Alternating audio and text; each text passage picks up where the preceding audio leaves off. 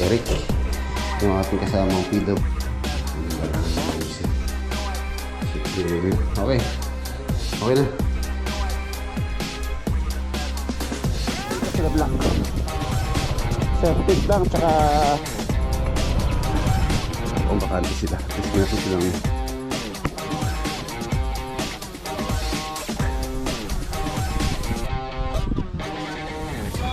itong lalim, 1.8.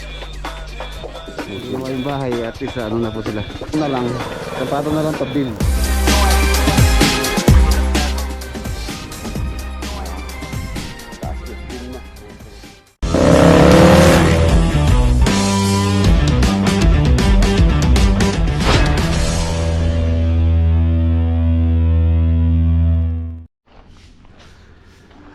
Good morning! Ayan mga boss, another day, another build. So for today's video, nandito po tayo ngayon sa Riot Project. Dito po sa 3 unit commercial tuloy apartment. Ayan. Halos ano na po ito, nalalapit na or ano na lang, bilang na ang mga araw mo ditong proyekto natin dito. So kasama ko si Marlon, sinusukatan po namin yung mga pinapaadpan nila owner. Yan, shout out kay Chef tsaka kay Ma'am Emily. So yun po mga grills dito, pinapinal namin yung gusto nilang design. So nag-actual tayo sa measurement, tapos fabricate na lang siguro yun sa farm. Pagka ganitong oras mga boss, napakainit dito, pero yung init niya is maganda naman dahil ano siya, morning sun. So time check alas 8. So itong ganitong init, hindi pa masyado masakit sa balat. So meron pa siyang vitamin D. Ayan, vitamin D, vitamin dulok. Sabi nga sa kumpangan, vitamin D, vitamin dulok. Ibig sabihin ng dulok, yung sunog ka sa init. Ayan, maganda po sa to, sa katawan yung ganitong na-around ka every morning. Wag lang yung siyempre yung medyo masakit na sa balat. Ayan, nagpa-final touches na po sila dito. Sa tinis na lang yan. This week siguro, araw bang Martes, tingnan natin kung makukuha natin this week na matapos na yung mga ang gawain dito. Ayan, okay na. Yun na lang mga faucet, water closet, shower. Yun medyo mahuhulid po yan dahil hinihintay pa namin yung application, yung water source. Actually nag-apply na po sila owner sa tubig. So hinihintay na lang namin yun. So ito na, malapit na. So nandito na ako ngayon para tingnan yung mga dapat ayusin pa. Tulad nito mga switches, may mga pinturang kailangan tanggalin. So tatanggal naman yan. Ito yung door. Ayan, malinis na rin dito. Door stopper. Okay. Ganda. Press ko rito press ko niya. Hindi siya ganun kainit. Ayan. Ayan. Morning sun. Pagkatanghali doon na yung araw, nakatalikod na dito sa mga unit. So napaka-presko po niya.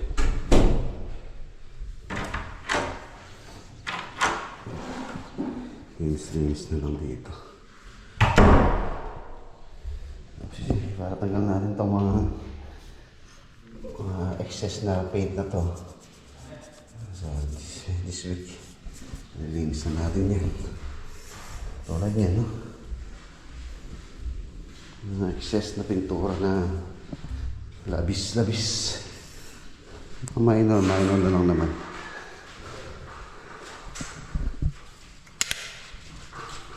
Tapos dito tayo sa owner's unit. Tool white ang kulay po nito. Interior and exterior, tool white po yan. Yan si architect ko. Architect Jello. Ano? Okay ba architect? Yung handle na nabili ko? 1 inch po, di ba po? 1 inch dyan.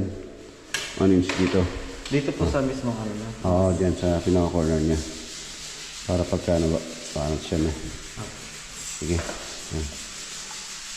Ano si architect, oh. Carpenter na, carpenter. Carpentero na siya ngayon, hindi na siya architect. Si Architect Jello, siya po yung isa sa mga nag-supervise dito sa proyekto na to. Ayan, yung narihuganan, tanggal na yung kanyang dyaryo. So, tapos linis-linis na lang. Ganda. Ang ganda ng kulay niya. Tapos ito, yun nga po, ay pinapalagyan yung owner ng grills to for security purposes. And then ito yung pinaka master.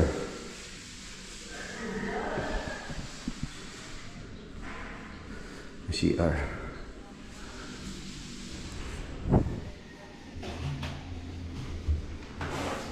Cabinet.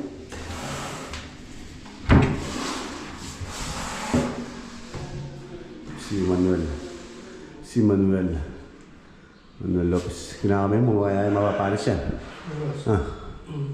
Yung mapapanis yan.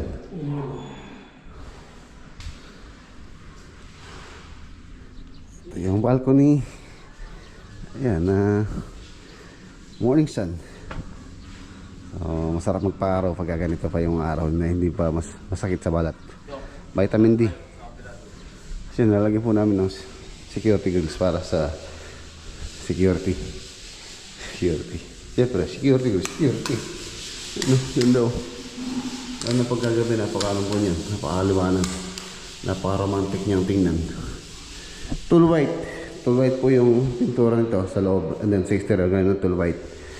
Dalawang klase po yan. Meron pong yung sa labas, isa elastomeric. And then dun sa loob, isa MCS ng babies.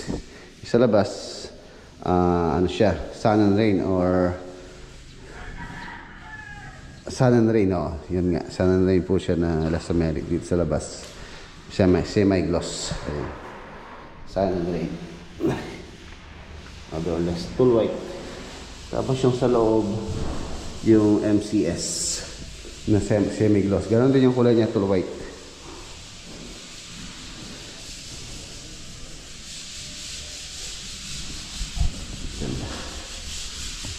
Isa lang yan. Ayan, nasa-spot sila doon.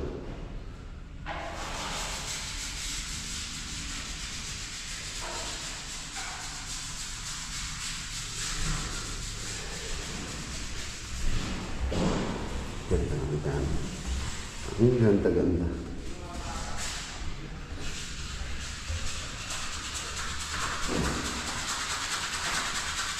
Ito yung pinaka auxiliary kitchen o service area.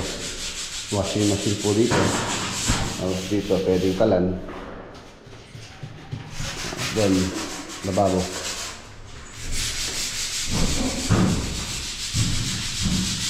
Ito yung siya dito sa ibaba.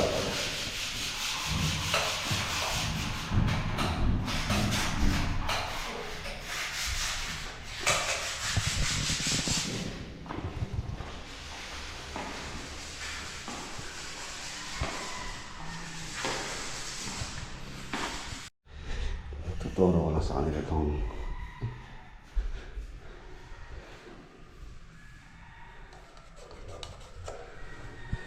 ayusin bago tayo umalis. Kasi ano pala naglilinis sila si Eric, yung ating kasamang PWD. So magaling po siya sa paglilinis.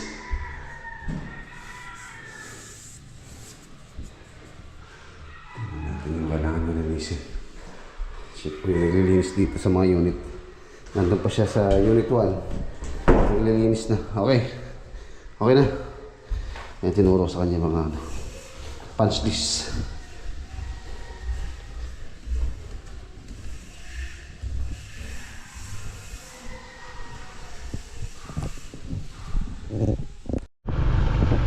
Kaya napasyalan po natin sila dito sa Bakod Project.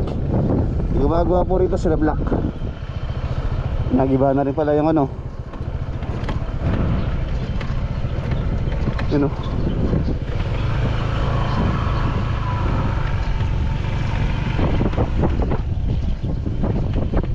Eh, may ginagawa sila dong ano, septic tank tsaka bahay ng baboy, tulungan ng baboy.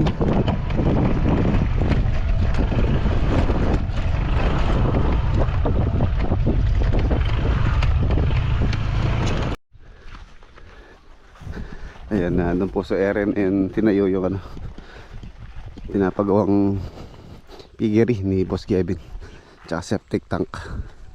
So yung pong gumagawa rito, ano lang, pinasuyo lang ni Boss Kevin habang bakante pa naman sila dahil yun nga po, meron tayong hinihintay na proyekto. So habang bakante sila, at least meron silang ano sila, dire-diretso pa rin yung mga gumawa dito sa Bacol project. Bumili sila Black Shadow kasama si Boss Kevin, bumili sila ng materyales. Bale yung ano dito mga sa arawan sila dito kay Boss Kevin.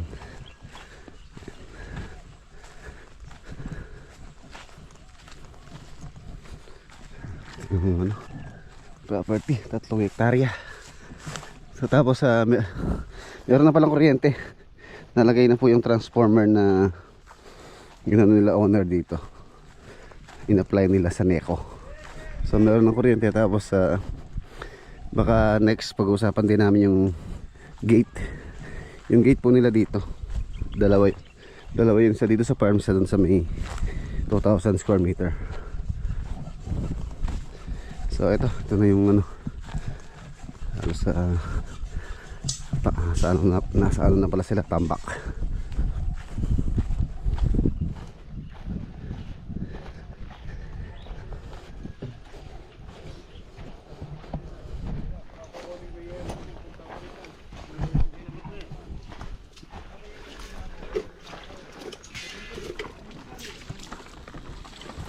Yung pasbol na kanyan yan.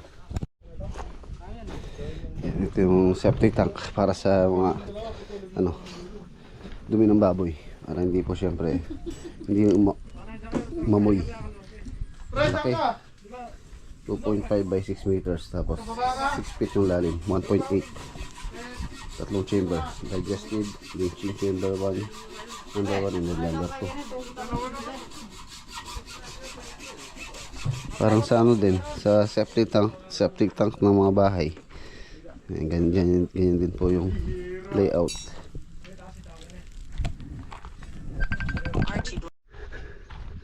Okay, mga boss, balik na tayo. Ito po yung project na 3 hektarya ang binakuha namin. Yung bahay doon, pinag-uusapan pa nila yung design. Yun doon sa may 2,000 square meter. So ayun, okay na yun, no? Silipin natin yung kuryente, yung transformer. May transformer na po sila dito. Ni-required po kasi ni NECO na kailangan nila ng transformer dito, dahil nga itong project nila dito, itong kanilang ang balak dito is farm. So hindi pwede yung ano lang, yung manggagari lang sa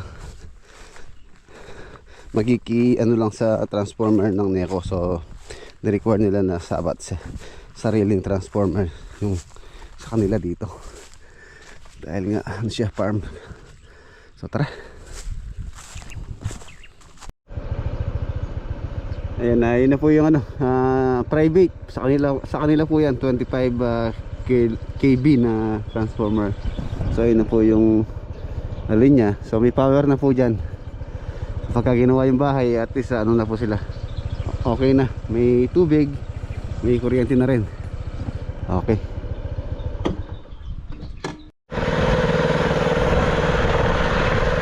Ayan mga boss, yun po yung asintada. So isang patong na lang to beam na.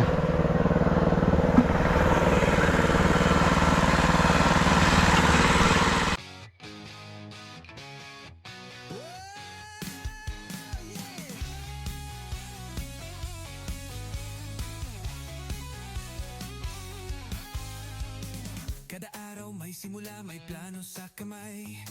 Lakad sa seat kahit tirik ang araw, ulan ang sabay. Regs Lab Construction, to ang aming daan. Bawat hollow block, bawat bakal may kwento't laman. Hindi lang ito trabaho, to'y pangarap na buo. Kada buhos ng semento may pangakong totoo. Sa bawat pakot martilyo, tibay ng loob ang dala namin dito. Regs Vlog, kwento ng konstruksyon, puso't pawis, tunay na misyon. Buuin ang mundo, unti-unti pero totoo. Regs Vlog Construction, tara na't sumalo. Drone shot mula sa taas, progress na mabilis. Kada floor kita mo na, di lang basta business. May teambag, may pamilya, kahit nasty ang mata. Dito sa vlog na to, damang-dama ang gawa. Blueprint sa papel, pero puso ang batayan. Kaming mga gumagawa sa likod ng kabayan. Walang shortcut sa tibay, diskarte'y tunay. Sa Regs Vlog Construction solid, walang sablay. Sa bawat pakot martilyo, tibay ng loob ang dala namin dito. Regs Vlog, kwento ng konstruksyon, puso't pawis, tunay na misyon. Buuin ang mundo, unti-unti pero totoo.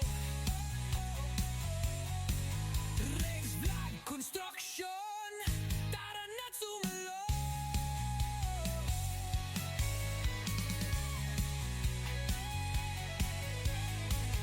Regs Vlog Construction, bawat gawa may sazay. So ayun mga boss, tapos na naman po yung maghapon. Halos ito na yung ano, taas niya, beam na ang sunod niya. Tapos yun na lang yung kukontinue bukas. Tapos hukay ulit. So ayun, dito ko na po tatapusin yung ating vlog for today. Kita-kita tayo bukas sa next upload. Paalam po, God bless. Ingat.